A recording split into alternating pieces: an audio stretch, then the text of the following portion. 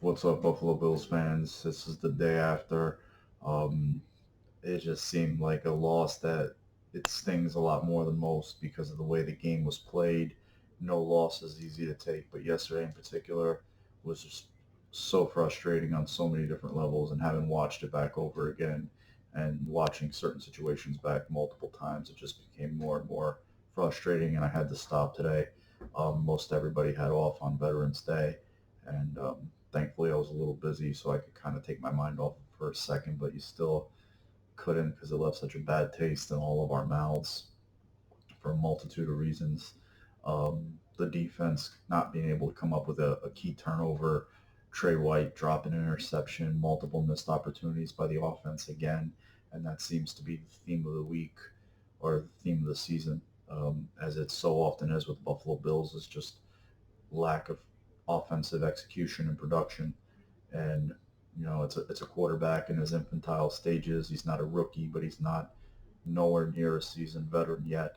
And all the new parts on offense, it just seems like with Josh, they're asking him to do so much. The full gamut of protections, reads, the receivers having different route options, him having to make site adjustments, and the personnel utilization. We'll get into that. It just seems like there's just too much on his plate right now. And you notice when they go into that hurry up go, similar to the start of the second half against New England, they move the football a little bit. When they hurried up and they just go, there's a lot more alacrity. There's a lot more flow to the offense as opposed to them when they slow back and they huddle and they have to sit there and think about it. And Josh is not able to react and just go and be a football player and use his God-given gifts. And I think that there needs to be a lot more attack mentality as opposed to a slow, methodical build-up. And it really, I think it hinders the overall production of the offense. It might help the long term, maybe, but in the interim, I don't think it's helping. You need to help out your defense. You need to help out your special teams. And I feel like sans the kicking game, the punting game was excellent. The return game was excellent yesterday. Just the missed field goals were brutal, particularly the first one at the end of the half.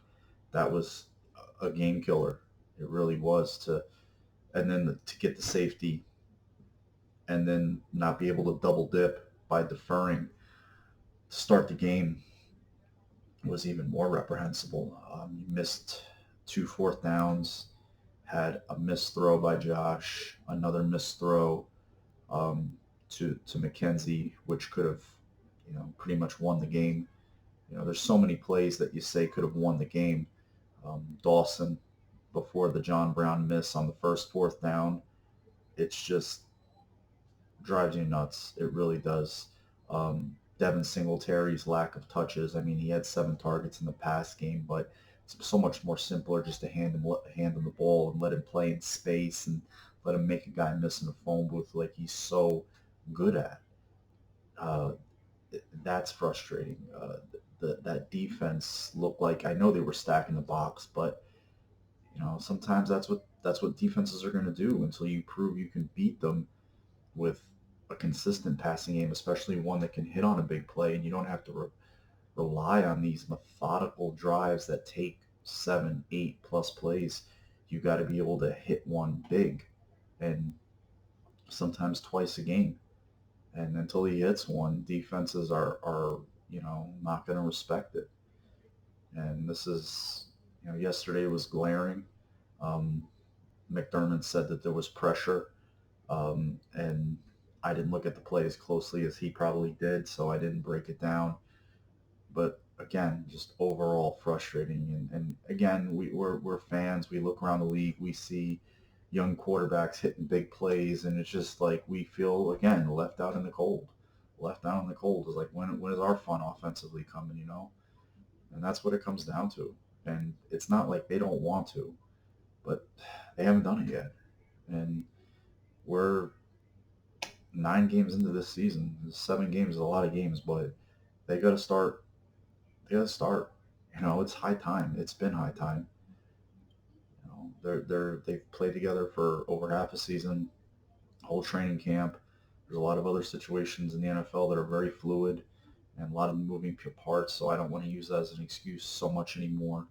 And they need to, dumb it down a little bit and start working to Josh's strengths.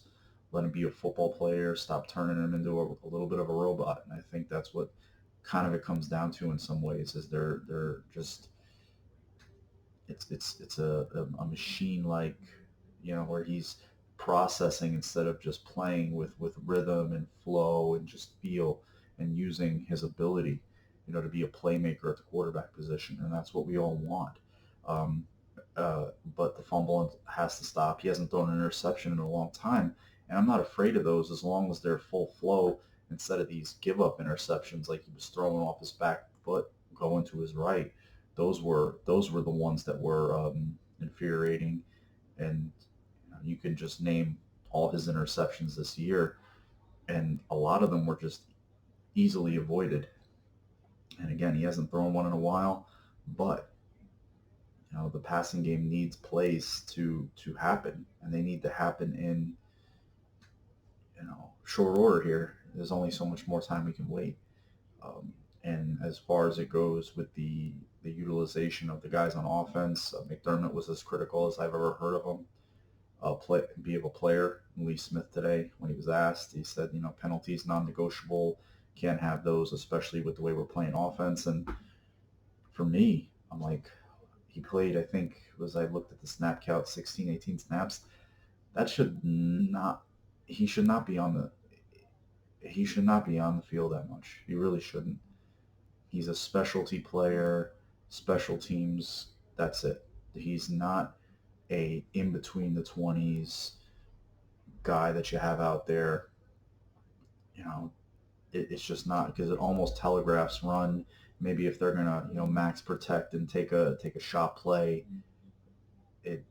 But still, man, he took away a positive play yesterday on a run from Singletary. He's just playing too much. I'd rather see Croft out there. I'd rather see Sweeney get some burn. And the same with Andre Roberts. Andre can return kicks for the Bills all day long, every day of the week. But as it comes to playing receiver in the base offense, whatever package they're in, he should not be taking reps away from any of the receivers, any of the receivers ahead of him, none whatsoever. It just, you can't have it. He dropped a clear pass yesterday. Knox is a rookie, but still, he was a back shoulder. It was a tough adjustment.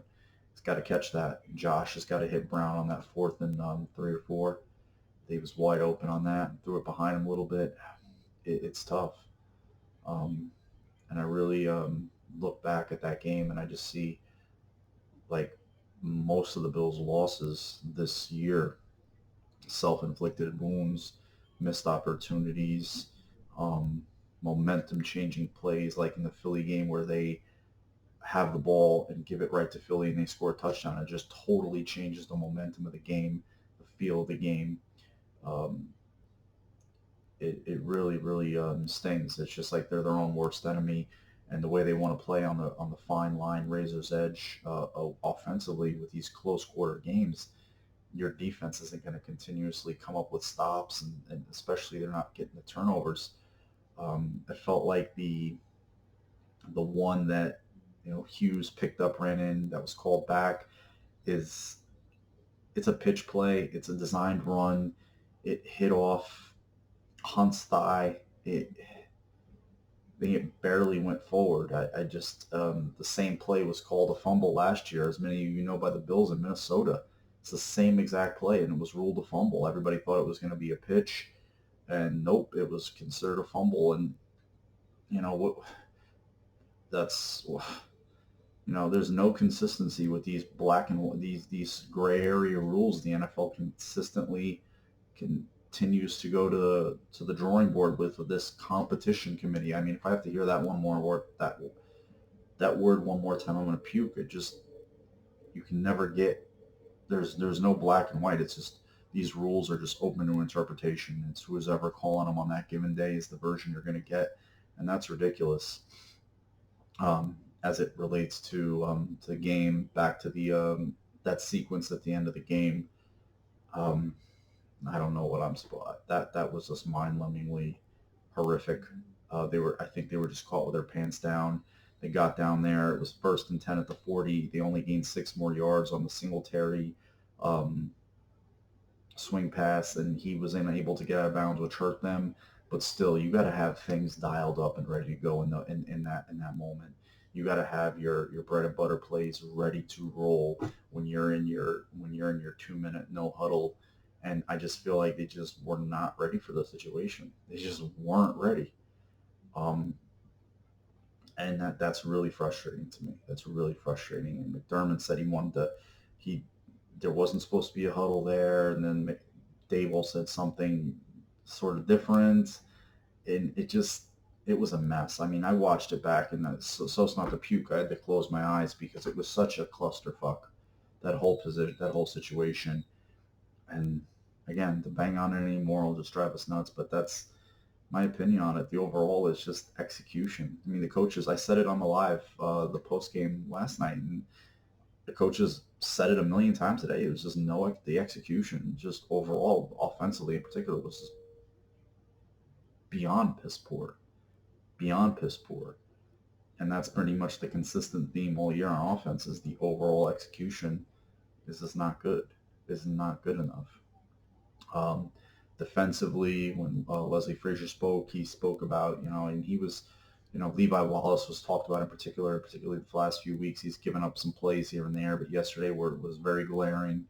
It was a good throw by Mayfield to hit Landry for the touchdown. It was a good catch. The one was a crazy adjustment Landry made on the sideline play last play of the game there. One of the last few plays on offense at the before their score to Higgins. And that one to Higgins, he just got turned inside out. He really juked the shit out of him. And I think his confidence is pretty low right now. And they said that they were going to assess things and look at things. And if they feel like they need to make a lineup adjustment or something to that effect or help him out a little more with a safety or something, then so be it. But he had been playing at a pretty good level. Um, it just seems like the last few weeks has been a dip in that. I think particularly as teams have veered away from Trey White. Just again, a game of missed opportunities. They stick with the call on the field as a fumble return for a touchdown. We have a totally different take on the game. If Trey comes up with that pick and able to take it back some distance, maybe the Bills score on that. Um, they're able to hit on a 4th down play, catch one of those passes. It's just such a different fine margin of error for this team, and they're just not maximizing their opportunities when they arise, and there's so many of them.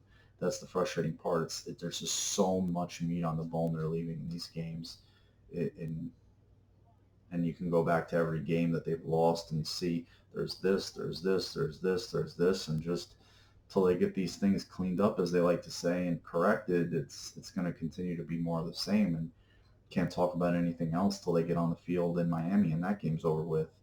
And we'll see how it goes. They've been playing well. They gave the Bills a good game. The Bills were able to pull it out at the end there, and we'll see. They're without 2 of their top weapons, and the Bills are they should be pissed. If this losing like that pisses them off, so be it. But it should just be like you're playing a game. In that game, you have to go out pissed and motivated and want to execute at a high level every week. And that's just the way it is.